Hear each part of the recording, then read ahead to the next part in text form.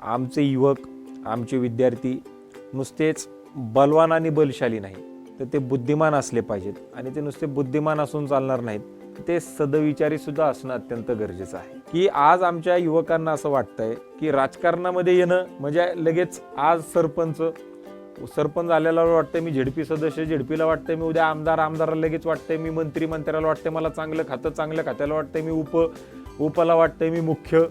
वसंतदादा पाटील हे 3री-4थी शिकलेले होते, परंतु या महाराष्ट्रामधलं प्रायव्हेटायझेशन ऑफ एज्युकेशन कोणी केलेलं असेल तर ते त्यांनी त्यांच्या कालावधीमध्ये केलं. मी सगळ्या युवकांना एकच आवाहन करू इच्छितो की आपण या युवा संसदेला या, की ज्या विद्यार्थ्यांना या युवा संसदेमध्ये भाषण द्यायचंय ती सुद्धा व्यवस्था उपलब्ध करून दिली, की जे विषय आता आम्ही दिलेले आहेत म्हणजे विजन भारत 2029, त्याच्यानंतर महिलांचा राजकारणातील आणि समाजकारणातील सहभाग, त्याच्यानंतर माध्यमे राजकारण घडवतात, ग्रामसभा ते लोकसभा, हे अशा विषयांवरती तुम्ही स्वतःचं भाषण तुम्ही तयार करू शकता आणि त्या युवा संसदेत या मान्यवरांच्या समोर मांडू शकता. नमस्कार.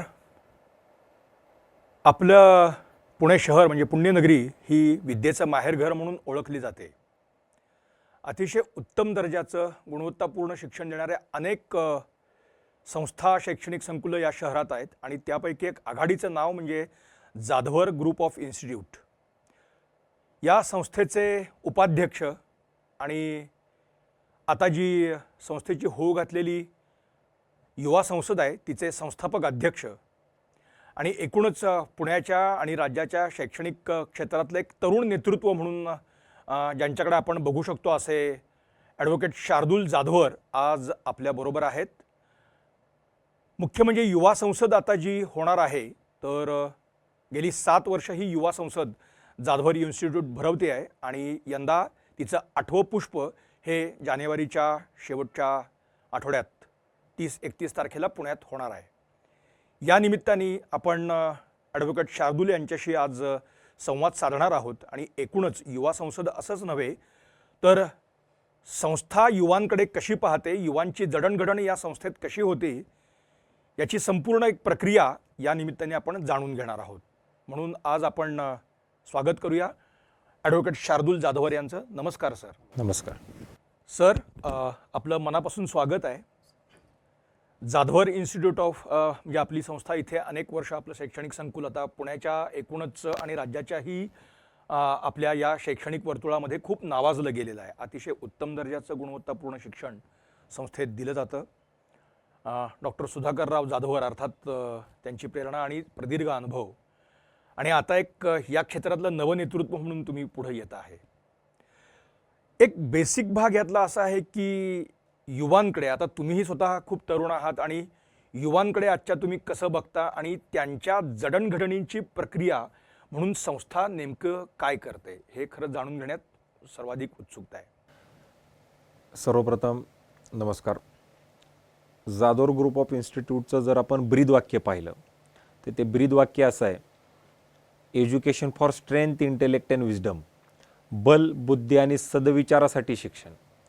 आमचे युवक, आमचे विद्यार्थी नुसतेच बलवान आणि बलशाली नाही, तर ते बुद्धिमान असले पाहिजेत. आणि ते नुसते बुद्धिमान असून चालणार नाहीत, ते सदविचारी सुद्धा असणं अत्यंत गरजेचं आहे. साने गुरुजींच्या स्वप्नातला भारत घडवण्याचं स्वप्न हे संस्थेच्या मोटोमध्ये आणि मिशनमध्ये आहे. बलसागर भारत हो, विश्वात शोभनी राहो, हे कणकण करी बांधिले जण सेवे जीवन दिले, राष्ट्रार्थ प्राण हे उरले. आपले जे युवक आहेत, सध्या मी असा मानणारा युवक आहे की निगेटिव्हिटी फार मोठ्या प्रमाणावरती जास्त आहे. युवकांना नावं ठेवण्यासाठी अनेक मान्यवर त्या ठिकाणी पुढे येत आहेत, सांगतायत की बाबा ड्रग्सचं प्रमाण वाढत चाललेलं आहे, दारूचं म्हणजे व्यसनाचं प्रमाण फार मोठ्या प्रमाणावरती वाढत चाललेलं आहे. लोक देशाच्या इतिहासाचा विचार करत नाही आहेत किंवा थोर महात्मे जे होऊन गेलेले आहेत त्यांचा विचार करत नाही आहेत. परंतु आमच्या युवकांना त्यांच्याबद्दल माहितीच दिली गेलेली नाही आहे. त्याच्यामुळं आमची जर एज्युकेशन सिस्टम पाहिली, आमची जर एकंदरीत सिलेबस आमचे पाहिले तर याच्यामध्ये छत्रपती शिवाजी महाराजांचा अभ्यास 4थी नंतर कितीदा येतो? छत्रपती संभाजी महाराजांचा अभ्यास आहे का? बोधिसत्व महामानव डॉक्टर बाबासाहेब आंबेडकर यांचा अभ्यास आहे का? झाशीच्या राणीचा अभ्यास आहे का? स्वामी विवेकानंदांचा अभ्यास आहे का? हे कुठंही आमच्या युवकांना त्याच्यामध्ये अभ्यासासाठी सुद्धा त्या ठिकाणी नाही आहे. तर मग नेमका आदर्श कोणाचा घ्यायचा आणि आयुष्य कशा पद्धतीने घडवायचं. त्याच्यामुळे आम्ही एकंदरीत विद्यार्थ्यांचा सर्वांगीण विकास व्हायला पाहिजे. जी सिस्टीम लॉर्ड मॅकॉलेनं 1835 साली घालून दिली आणि त्याने असं सांगितलेलं होतं की ही शिक्षण पद्धती जर 30 वर्ष या देशामध्ये जर राबवली तर या देशावरती आपण कायमस्वरूपी राज्य करू शकतो, असं जे त्यांनी 1835 साली सांगितलं ते 2020 पर्यंत जी नवीन new education policy, national education policy ज्याला म्हटलं जातं, ती येईपर्यंत तशीच आहे आणि ती सुद्धा नॅशनल एज्युकेशन पॉलिसी 2030 पर्यंत अंमलामध्ये आणायची. म्हणजे आत्तासुद्धा आपण जुनी सिस्टीमच त्याच्यामध्ये फॉलो करतोय. आणि त्याच्यामुळं एक युवकांचा सर्वांगीण विकास घडावा, चरित्रसंपन्न युवक त्या ठिकाणी घडावा, देशासाठी चांगला नागरिक, शाळे आणि कॉलेजेससाठी चांगला विद्यार्थी आणि घरामध्ये चांगला पाल्य घडवण्याचं काम हे जाधव ग्रुप ऑफ इन्स्टिट्यूटच्या माध्यमातून अत्यंत चांगल्या पद्धतीने आपण करतोय. आज या शिक्षण संस्थेमध्ये शिक्षण घेणारे जे विद्यार्थी आहेत, या विद्यार्थ्यांच्या सर्वांगीण विकासासाठी अत्यंत विविध दर्जाचे कार्यक्रम, शैक्षणिक, सामाजिक, आर्थिक, औद्योगिक, कला, क्रीडा, राजकीय आणि विज्ञान, प्रत्येक क्षेत्रातला कार्यक्रम त्या विद्यार्थ्यांसाठी आपण देतोय. त्याच्यासोबतच यांना 100% प्लेसमेंट कशा पद्धतीने देता येतील याचाही प्रयत्न आपण करतोय.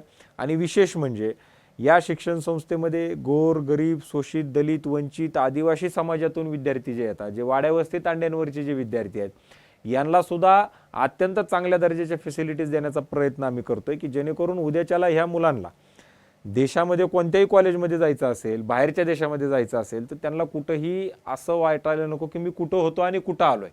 त्याच्यामुळे ज्या फॅसिलिटीज आम्ही या विद्यार्थ्यांना दिलेल्या आहेत त्या सुद्धा अत्यंत उच्च दर्जाच्या चांगल्या प्रतीच्या आम्ही देण्याचा प्रयत्न हा अत्यंत मोठ्या प्रमाणावरती केला आहे. आत्ता तुम्ही बोलताना एक गोष्ट सांगितली, अर्थात शैक्षणिक संकुलामध्ये वेगवेगळे उपक्रम आपले सतत सुरू असतात, यात वाद नाही. मग एवढे सगळे उपक्रम प्रत्येक क्षेत्रातले आणि त्यात तुमच्या संस्थेचे सगळे घटक हे मनापासून सहभागी असतात, तरीसुद्धा युवा संसद असा एक वेगळा विषय तुम्ही या सगळ्या म्हणजे 7 वर्षांपूर्वी पुढे आणला. तर ती नेमकी संकल्पना काय होती? म्हणजे मग आपण पुढे युवा संसदेकडे आणखीच येऊ, पण ही कल्पना का सुचली किंवा याच्यामागची प्रेरणा काय होती आणि यातून तुम्हाला काय साध्य करायचं आहे? याच्यामध्ये 2 प्रेरणा आहेत. सगळ्यात प्रथम प्रेरणा जी या ठिकाणी मला सांगावीशी वाटते आणि जी क्रमप्राप्त आहे ती म्हणजे की MIT शिक्षण संस्थेचे एक्झिक्युटिव्ह प्रेसिडेंट सन्माननीय राहुल कराड सर यांच्या प्रेरणेमधून ही युवा संसद त्याच्यामध्ये अस्तित्वात आलेली आहे. भारतीय छात्र संसद MIT शिक्षण संस्थेचा कार्यक्रम याची सुरुवात 2011 साली MIT पुणेमध्ये त्या ठिकाणी चालू झाली आणि तो कार्यक्रम घेत असताना त्या कार्यक्रमाची जी काही भाषा आहे, कारण भारतीय छात्र संसद म्हटलं की तामिळनाडूचाही माणूस येतोय, तिकडनं आसामचाही येतोय, इकडनं गुजरातचा येतोय, वरून काश्मीरचाही येतोय. त्याच्यामुळे तो कार्यक्रम त्यांना हिंदीमध्ये करणं देखील पूर्णतः शक्य नाहीये. तामिळनाडूच्या किंवा साऊथ इंडियामध्ये जास्त हिंदीचं नाहीये, आपल्यालाही त्याच्यामध्ये माहिती आहे. त्याच्यामुळे तो कार्यक्रम 80% इंग्लिशमध्ये व्हायचा आणि 20% हिंदीमध्ये व्हायचा. आणि राहुल सरांचं मला नेहमी सांगणं असायचं की अशा पद्धतीचा कार्यक्रम तुम्ही देखील त्याच्यामध्ये चालू करा. आणि म्हणून मग मी त्यांच्याकडनं परवानगी घेतली आणि त्यांना सांगितलं की सर तुम्ही इंग्लिश आणि हिंदीमधून करताय, मी हा कार्यक्रम मराठीतून करतो, जेणेकरून जी वाड्यावस्ती तांड्यांवरची जी आमची मुलं आहेत, जी गोरगरीब, शोषित, दलित, वंचित, आदिवासी समाजामधून मुलं येतात, ज्यांच्याकडे कोणतेही बॅकिंग नाहीये, ज्यांना मार्गदर्शन करणारी लोकांची संख्या फार मोठ्या प्रमाणावरती कमी आहे, या लोकांना आम्हाला जर पुढं आणायचं असेल तर मग आम्हाला हा कार्यक्रम मराठीतून घ्यायला पाहिजे. मग आम्ही महाराष्ट्राच्या पातळीवरतीचा कार्यक्रम घ्यायला आधी सुरुवात केली की युवा संसद ही महाराष्ट्राच्या पातळीवर असली पाहिजे. परंतु मग अजून एक आम्ही राज्य त्याच्यामध्ये ॲड केलं, ते म्हणजे गोवा. कारण गोवन लँग्वेज आणि कोकणी लँग्वेज, मराठी हे बऱ्यापैकी समान आहे आणि लोकांना ते सगळ्यामध्ये अत्यंत चांगल्या पद्धतीनं ते समजतं. म्हणून मग आम्ही ते त्याच्यामध्ये केलं. ही झाली पहिली प्रेरणा सन्माननीय राहुल सर यांच्याकडनं. दुसरी जी प्रेरणा आहे ती म्हणजे की मला असं वाटतं की आमचे जे युवक आहेत हे युवक आता स्वतः विचार करत नाहीत. व्हॉट्सअप युनिव्हर्सिटी कुणीतरी काहीतरी नरेटिव्ह सेट करतंय, ते नरेटिव्ह सेट केल्यामुळे हे लोक त्या पद्धतीनं स्वतः विचार करायला पुढे येऊ लागलेले आहेत आणि त्या पद्धतीनं त्यांचं काम चाललं. म्हणजे दुर्दैवाची बाब आज अशी आहे, आजचं जर उदाहरण घ्यायचं झालं, मराठवाडा ही संतांची भूमी आहे आणि या मराठवाडा या संतांच्या भूमीमध्ये एका जातीचा महाराज दुसऱ्या जातीच्या सप्त्याला बोलावला जात नाही. दुसऱ्या सप्ताह असेल तर एका जातीच्या महाराजाला त्याच्यामध्ये बोलवलं जात नाही. ही परिस्थिती आज मराठवाड्याची झालेली आहे, ज्या मराठवाड्यामध्ये सगळ्यात जास्त संत होऊन गेले, संतांची भूमी ज्या मराठवाड्याला म्हटलं जातं. आज परिणाम असा झालेला आहे, म्हणजे मी कालही कोणाशी बोलताना असं सांगितलं की जर आपण सोशल मीडियावरती कमेंट टाकण्यासाठी जर आपण 1-1 रुपया लावला, पोस्ट करण्यासाठी जर 5 रुपये त्याचं जर त्याचं आपण भाडं आकारलं किंवा जर त्याला कॉस्टिंग जर लावली, अर्धे प्रॉब्लेम आपले महाराष्ट्रातले आणि भारतातले त्याच्यामध्ये बंद होते. त्याचं कारण असं आहे की आज कुणी काही बघत नाहीये. मी त्या दिवशी एक उदाहरण दिलं आणि आजही मला परत या ठिकाणी उदाहरण द्यायचं आहे की माझा एक मित्राचा वाढदिवस होता आणि तो असा केक कट करत होता आणि मी त्याच्या बाजूला उभा होतो आणि त्याचं केक कटिंग चालू आहे. मी ती पोस्ट केली आणि त्याच्यामध्ये खाली लिहिलं मी की बाबा मित्रा वाढदिवसाच्या तुला शुभेच्छा. लोकांनी मला शुभेच्छा दिल्या. म्हणजे लोक ते वाचत नाहीयेत, पोस्ट काय आहे, कोणाचा फोटो आहे, काय हे लोक बघत नाहीयेत.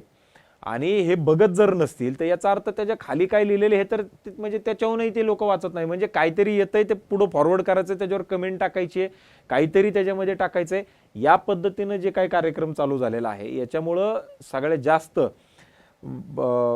प्रॉब्लेम्स या महाराष्ट्रामधले आरक्षणाच्या रिलेटेडचे किंवा जे काही सगळं इम्बॅलन्स जे काही सगळं झालेलं आहे सोसायटीमधला, तो ह्या सगळ्या गोष्टींमुळे त्याच्यामध्ये तो झालेला आहे. आणि त्याच्यामुळे या युवा संसदेमध्ये आम्ही या विद्यार्थ्यांना विषय देतोय.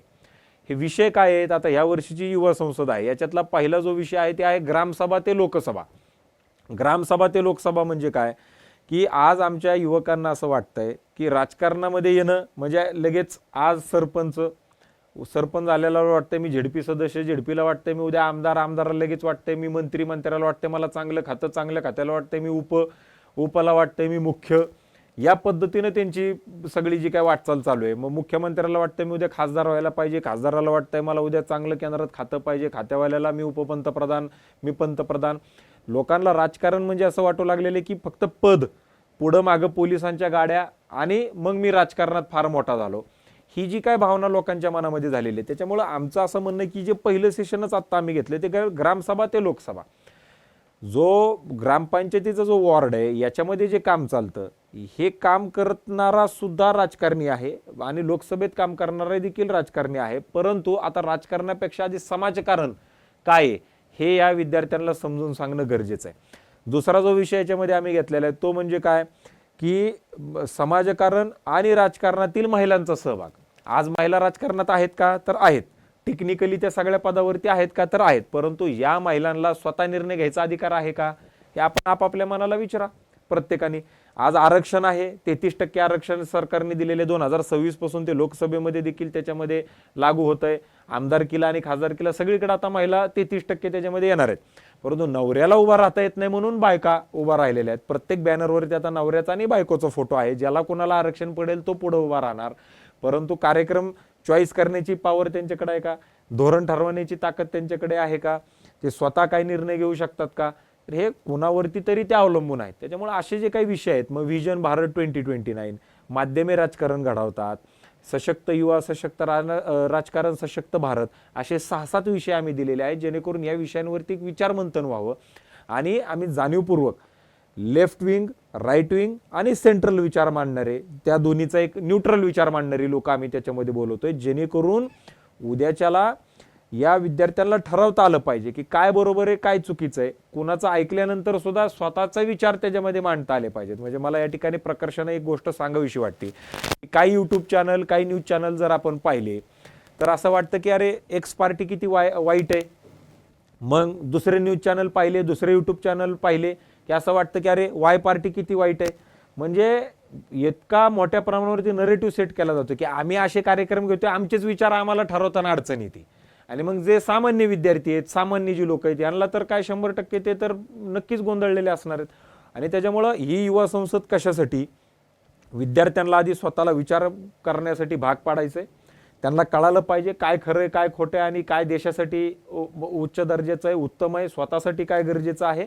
आणि त्याच्यातून मग ह्या लोकांना पुढे जायला त्याच्यामध्ये चांगल्या पद्धतीनं एक विचाराची स्वतःची एक काहीतरी योग्यता आणि अधिष्ठान असावं.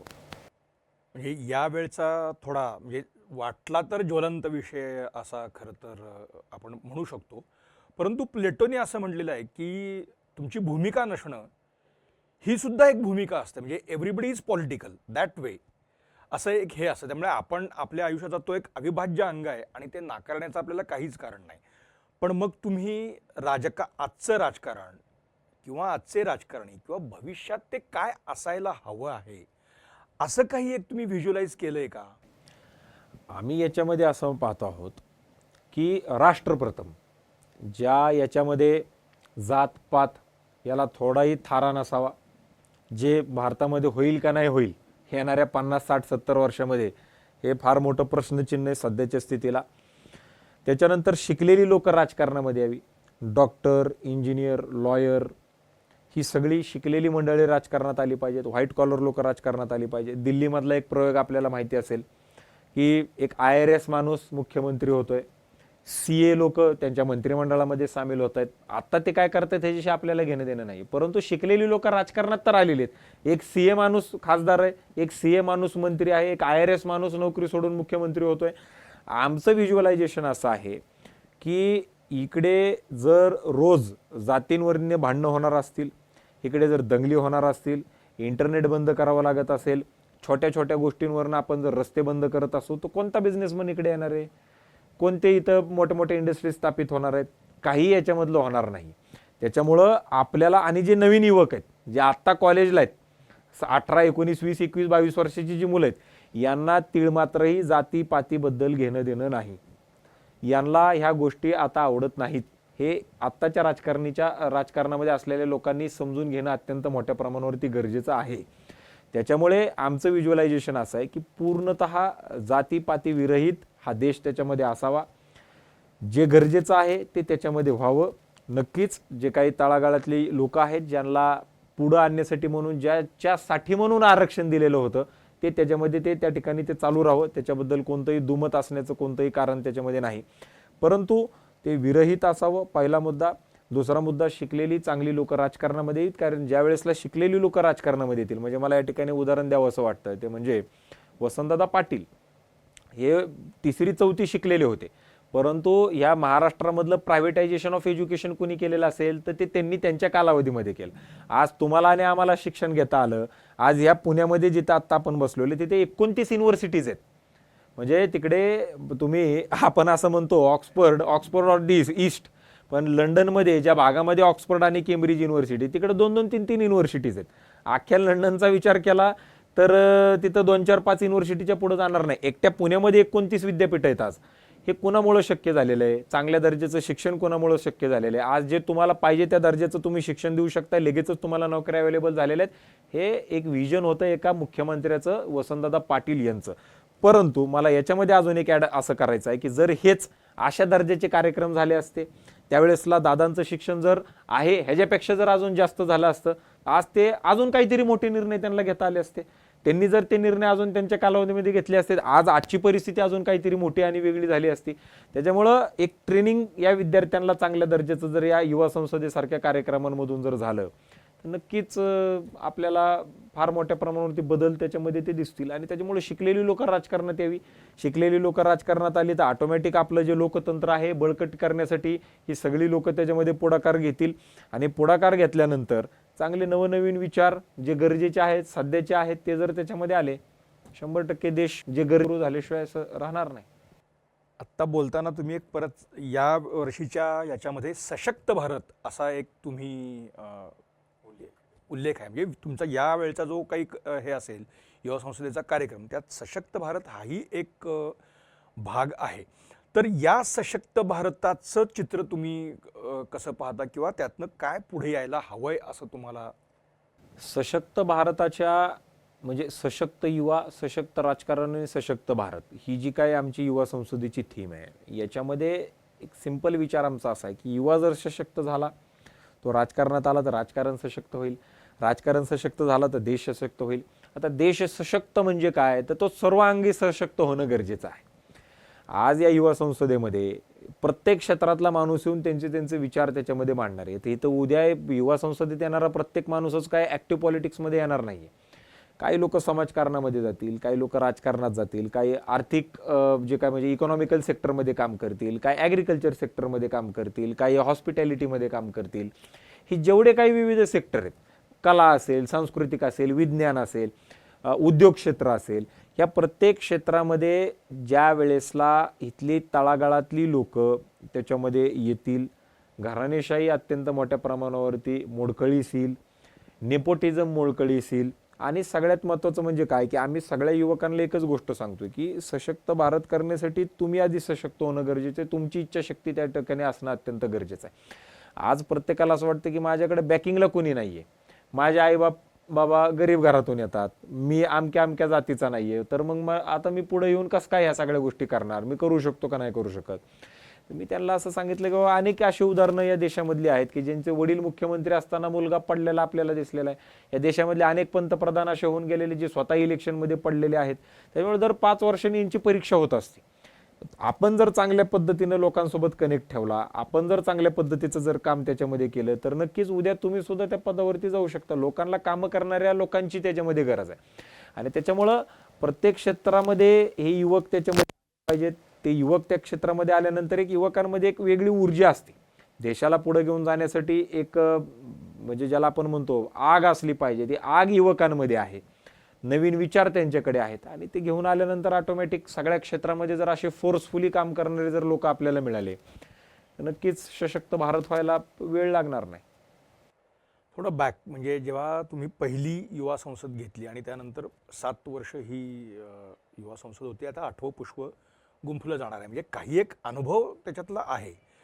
पण गेल्या 7 वर्षांच्या युवा संसदेचं तुम्ही इव्हॅल्युएशन इन द सेन्स कसं करता, how it was received by the people and all that, ते तुम्ही कसं बघता? आणि यावेळचा विषय थोडा वेगळा आहे, तर तो कसा घेतला जावा अशा अर्थाने?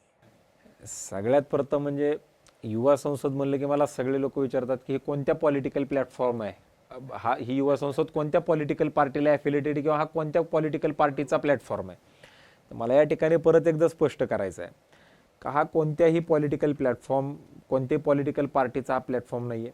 ना हा कोणत्या लोकसभेचा आहे, ना कोणत्या विधानसभेचा आहे, ना कोणत्या विधान परिषदेचा आहे, ना राज्यसभेचा आहे, ना कोणाला हा पॉलिटिकल प्लॅटफॉर्म त्या ठिकाणी सपोर्ट करतो.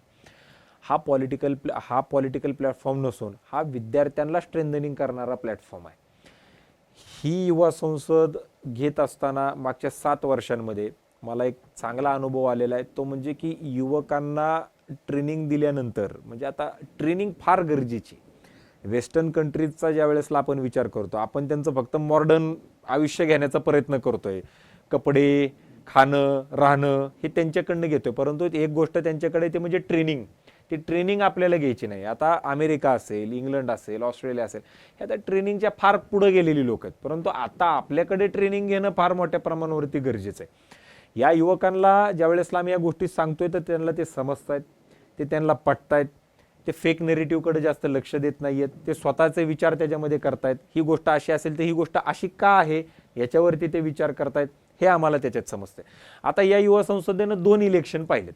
2016ला ही युवा संसद चालू झाली, म्हणजे त्यांनी 2019चं एक इलेक्शन पाहिलंय, 2024चं एक इलेक्शन पाहिलेलं आहे. आता जे विद्यार्थी या युवा संसदेच्या सभागृहामध्ये बसतायत हे वय वर्ष 16, 17, 18, 19, 20, 21, 22, 23, 24 हितपर्यंतची आहेत.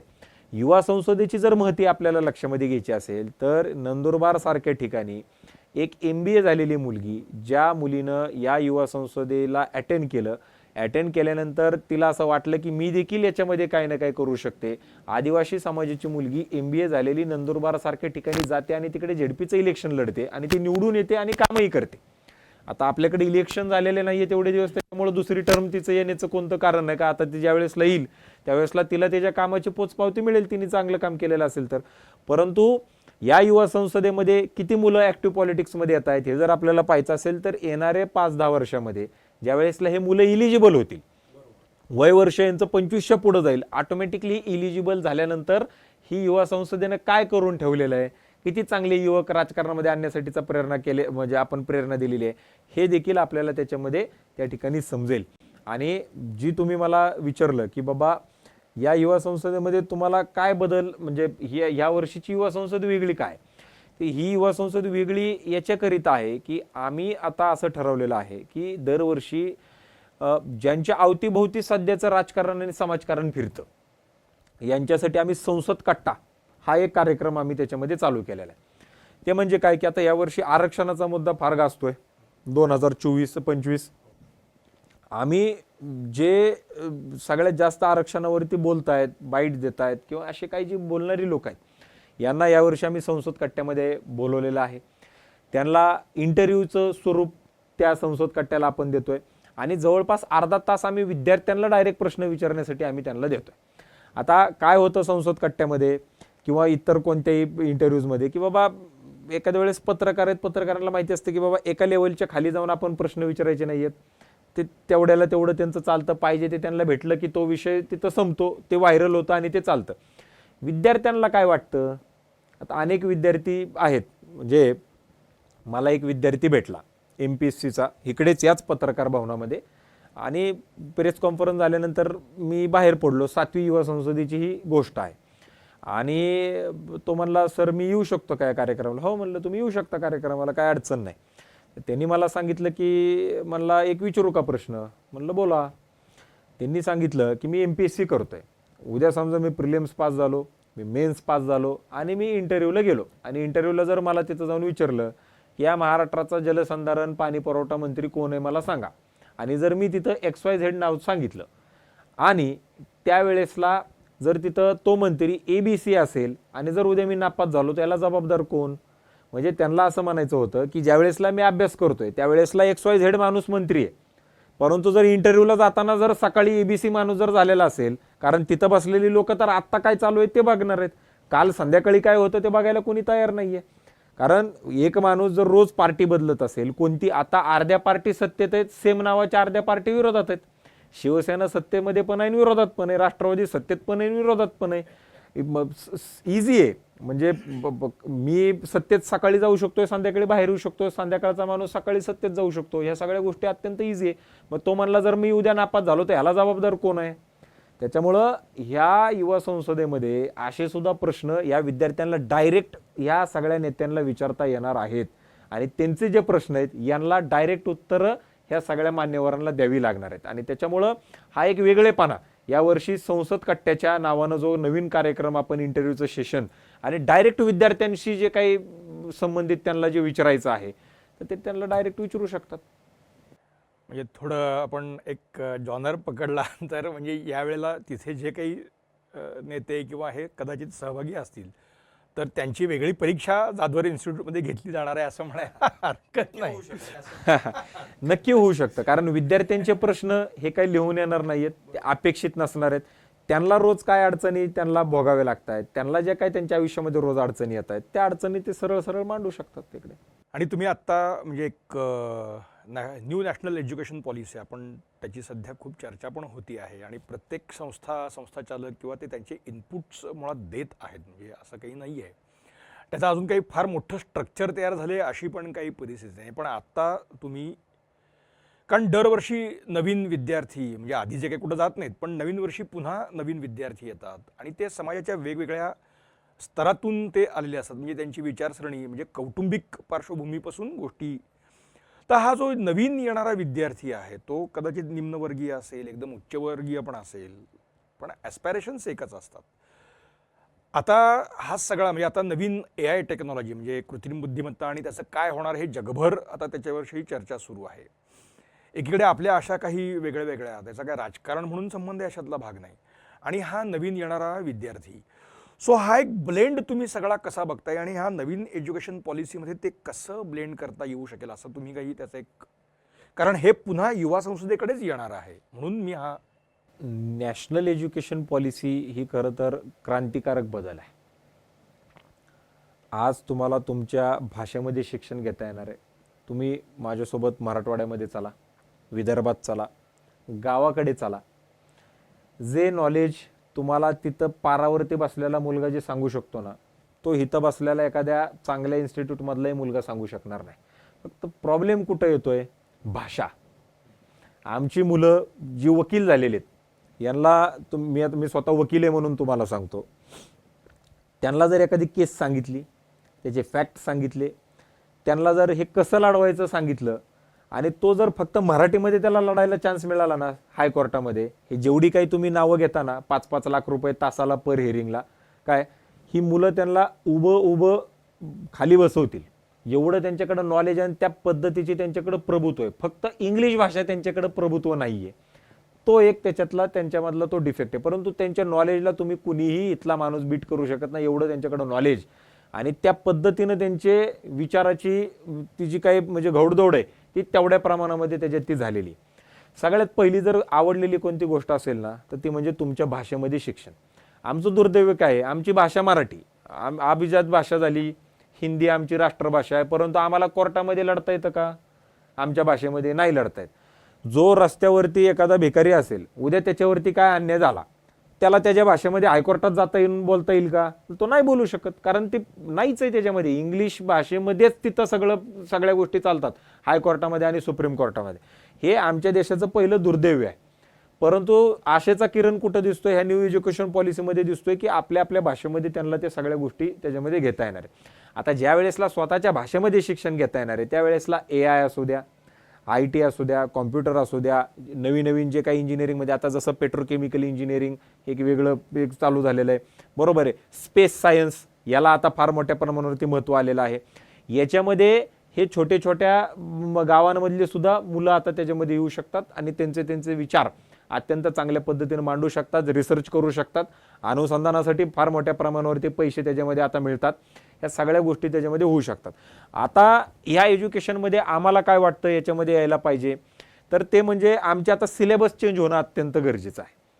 आता या न्यू एज्युकेशन पॉलिसीमध्ये ह्या सगळ्या गोष्टींचा विचार झालेला आहे की बाबा तुमच्या भाषेतून शिक्षण घ्या, मग FYला सोडलं तर काय मिळणार, SYला सोडलं कॉलेज तर काय मिळणार, TYला सोडलं तर काय मिळणार. परंतु आता जे जग स्पेस सायन्सकडं AIकडं चाललेलं आता ते आमच्या सिलेबसमध्ये येणं आवश्यक आहे. जोपर्यंत हे बदल सिलेबसमध्ये येत नाहीत, कारण आपले सिलेबसचा काहीच फायदा बाहेर जाऊन होत नाही. म्हणजे आज जर आपण FY SY TY जर BCom केलं, त्याच्यानंतर जर मी CAला गेलो, CAला गेल्यानंतर तिथलं शिक्षण घेतल्यानंतर सुद्धा मला कोणाच्या तरी हाताखाली त्याच्यामध्ये काम करावं लागतं, इंटर्नशिप करावं लागते, तर मी ते करतो. आता बरं माझं वय आधी शिक्षण घ्यायचं, मग ते CA पास व्हायचं, त्याच्यात जर 1-2-3 बॅक बसले तर तेवढे वर्ष माझे जाणार. मग परत मी इंटर्नशिप करायची, मग इंटर्नशिप केल्यानंतर मी माझी प्रॅक्टिस स्वतःची डेव्हलप करायची. मग माझ्याकडं माझं वय बघून ते लोक माझ्याकडे येणार, किती वर्षाचा अनुभव बघून माझ्याकडे येणार. मग तोपर्यंत माझं घर दार, आई वडील, त्यांचं औषध पाणी खर्च, या गोष्टी चालवायच्या कशा? आपल्या शिक्षणामध्ये इंटर्नशिपमध्ये शिक्षणामध्ये एवढा आता खर्च होतोय, एवढे वय त्याच्यामध्ये निघून चाललंय की आता तुम्ही बघा लग्नाचं सुद्धा प्रमाण वय वर्ष 30 नंतर लग्न व्हायला लागली. मग आता जर 30 नंतर लग्न होत आहेत, मग उद्या परत तिथं मुलं व्हायला प्रॉब्लेम व्हायला लागली, लोकांना वेळेमध्ये मुलं होत नाहीयेत, तिकडे डिवोर्स व्हायला लागले, एकीकडे तो प्रॉब्लेम वेगळा आहे. म्हणजे कुठंतरी एकावर एक ते अवलंबून आहे. आणि त्याच्यामुळं आपल्याकडे आता हे भाषेमध्ये आपले शिक्षण होत असताना ते त्याच्यावरतीच त्या भाषेंचं जास्त मोठ्या प्रमाणावरती मला असं वाटतं की त्याचा वापर ह्या डेली यूजमध्ये लँग्वेजमध्ये त्या ठिकाणी होणं गरजेचं आहे. पहिला मुद्दा. दुसरा मुद्दा त्याच्यामध्ये असा आहे की हे सिलेबस आता चेंज होणं गरजेचं आहे, कारण हे सिलेबस फार आता जुने पुराणे, म्हणजे असं कधी कधी वाटतं की आपले सिलेबस पुरातत्व खात्याकडे आहेत का काय. म्हणजे जे पुरातत्व खात्याकडे एखादा जर किल्ला असेल तिथं थोडं आपल्याला काही रंगरंगोटी करायची म्हणलं तरी त्यांची परमिशन AISIची आपल्याला घ्यावी लागते दिल्लीवरून. तसं आता आपल्या सिलेबसचं सुद्धा झालेलं आहे की ते शिक्षण खात्याकडे का पुरातत्व खात्याकडे, हे आपल्याला त्याच्यामध्ये लक्षात येत नाही. त्याच्यामुळे हे सगळं आता बदलणं अत्यंत मोठ्या प्रमाणावरती गरजेचं आहे. ह्याचं जर आपण बदल केले तर मला आत्ताही माहिती आहे की आपल्या जाधवर ग्रुप ऑफ इन्स्टिट्यूटमध्ये PGDM सारखा कोर्स आहे. या PGDMमध्ये स्वायत्तता आपल्याला असते की काय सिलेबस ठेवायचा आणि काय शिकवायचं. MBA इक्वलंट हा कोर्स आहे.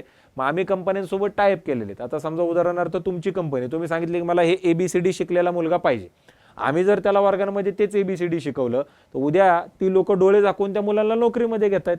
मग त्या मुलांना ॲडमिशन आणि नोकरी एकाच ठिकाणी आहे, त्याच्यामुळे ते बिंदास्त आहेत. त्यांना अभ्यास करताना सुद्धा कोणतंही टेन्शन त्याच्यावरती बॉदरेशन नाही आहे. आणि कंपनीला सुद्धा की परत त्यांची ट्रेनिंग आणि प्लेसमेंटवरती त्यांना ट्रेनिंग आणि नाही आहे, त्यांचाही खर्च त्याच्यामध्ये वाचतोय.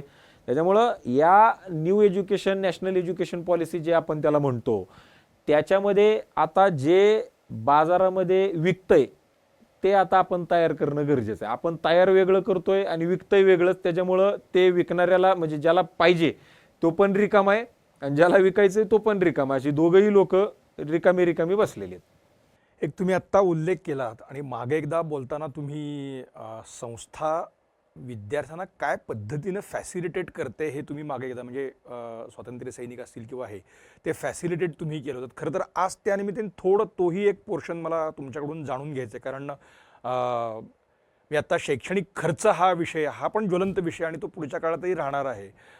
पण अशा काही घटकांना संस्था एकही रुपया खर्च घेत नाही असं तुम्ही मागं सांगत होता, तर ते एक्झॅक्टली काय हे आहे? कोरोनाच्या कालावधीमध्ये ज्या वेळेसला सगळे लोक आपण घरामध्ये होतो, वडिलाचं निधन झालं तर मुलगा त्यांच्या निधनाला त्या ठिकाणी अंत्यसंस्काराला जात नव्हता. घरामध्ये कुणी कुणाला बोलत नव्हतं, जवळ येत नव्हतं. प्रत्येकजण आपापला स्वतःचा विचार करायचं. त्यावेळेसला पोलीस, आर्मीमधील लोक, पत्रकार, फायर ब्रिगेडमधली लोक आणि ॲम्ब्युलन्स चालक हे पाचही लोक कामं करत होते. आणि मी असं कुठंतरी ऐकलेलं आहे की आपल्या हातून जर कोणाचे अंत्यसंस्कार झाले ते मागच्या जन्माचं काहीतरी आपण ते ते करावं लागतं कर्तव्य, ते त्यावेळेसला केलेलं नसतं, म्हणून ते ह्या जन्मामध्ये आपण ते पार पाडतो असं काहीतरी मी ते ऐकलेलं होतं. पोलिसांनी, आर्मीमधील लोकांनी, पत्रकारांनी किती लोकांचे अंत्यसंस्कार केले हो? तुम्हाला बातम्या तुम्ही आता जर 2020-21च्या काढल्या तर तुमच्या त्याच्यामध्ये ते लक्षात येईल. कितीतरी लोकांचे निधन झाले, किती पोलिसांचं निधन झालं, किती पत्रकारांचं निधन झालं. ॲम्ब्युलन्स चालकांचं तर आता आकडा आपल्याकडे नाहीये, कारण त्यांचं काय असं युनियन वगैरे असं काही एवढ्या मोठ्या गोष्टी असल्या तरी ते काय अशा इतकं आकडेवारी काढून बाहेर निघणारे असं काही त्यांचं त्याच्यामध्ये नाहीये.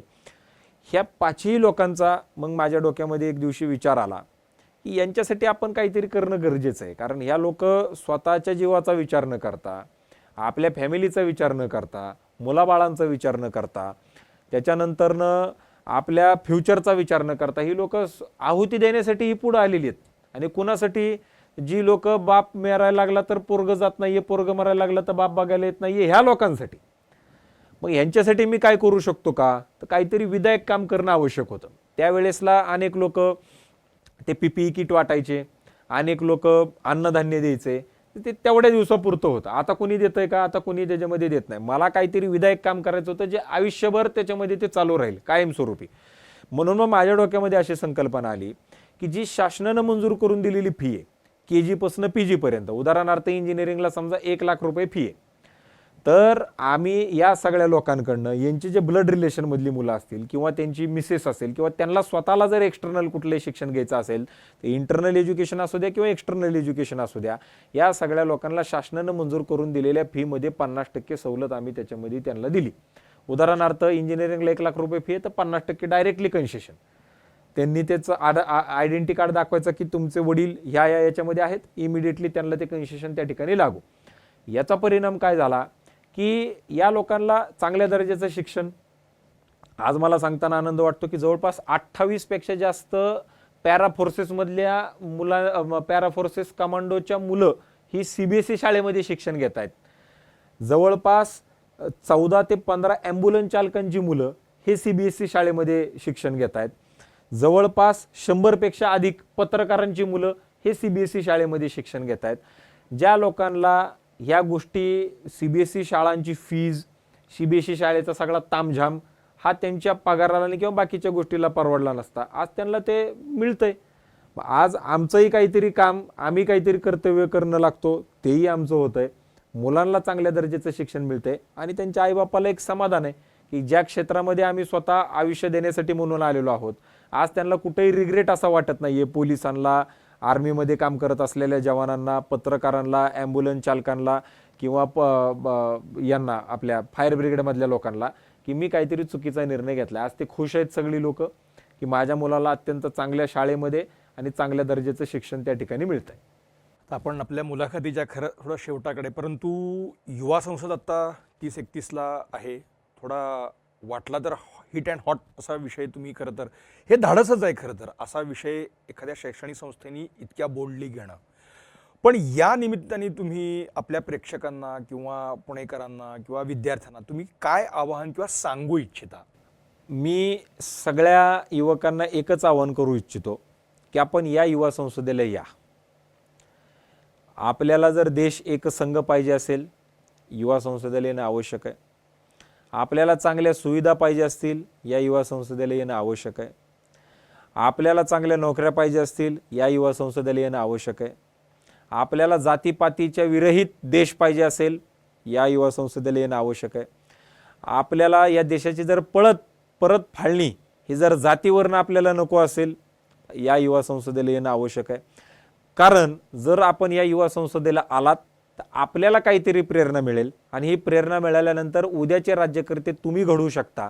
आणि जर तुम्हाला घडायचं असेल तर या युवा संसदेशिवाय दुसरा चांगला पर्याय आपल्याकडे त्या ठिकाणी असू शकत नाही. आज ही युवा संसद घेत असताना मला सांगताना आनंद वाटतो की जे विद्यार्थी पुण्याच्या बाहेरून येणार आहेत, या सगळ्या विद्यार्थ्यांना राहण्याची आणि खाण्याची मोफत व्यवस्था ही शिक्षण संस्थेच्या वतीनं करण्यात आलेली आहे.